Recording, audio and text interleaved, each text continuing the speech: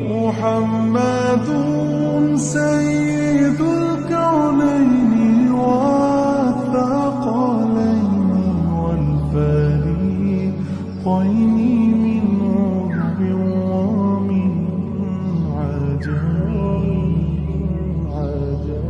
مولاي صل